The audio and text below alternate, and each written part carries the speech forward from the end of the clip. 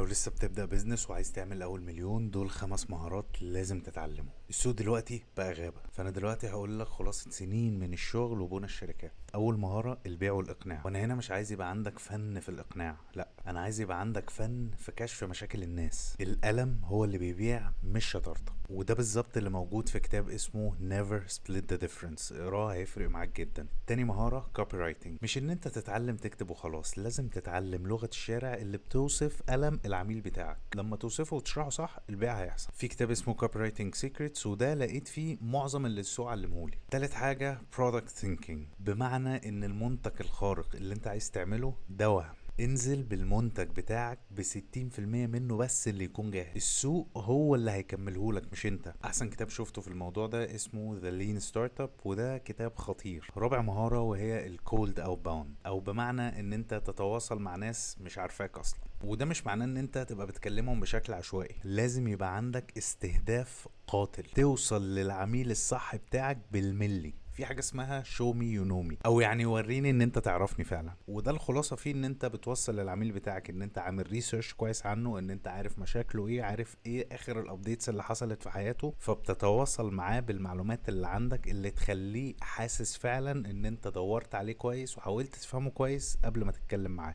في كتاب اسمه سيلز ديفلوبمنت بلاي بوك، اقراه هيفرق معاك برضه. خامس مهاره وهي الاي اي، وده مش معناه ان انت تعمل بيزنس اي اي زي ما الترند ماشي دلوقتي، وده مش هجوم على الناس دي، بس قصدي ان انت تستخدمه عشان تبقى اسرع في كل حاجه. انا بشوف الاي اي دلوقتي عامل زي الانترنت زمان لما طلع، ومفيش في دماغي كتاب عنه دلوقتي، بس ده عشان تتعلمه لازم كل شويه تشوف الناس بتعمل ايه، تخش على اليوتيوب، تخش على جوجل، تخش على اي بلاتفورم، تدور شوف الناس بتستخدم الاي اي ازاي وبتعمل بيه ايه. لو اتعلمت المهارات اللي اتكلمت معاك فيها دي بالشكل ده، اول مليون بالنسبه لك هيبقى طريق مستقيم. طبقهم وشوف النتيجه وتعالى اشكرني بعد كده.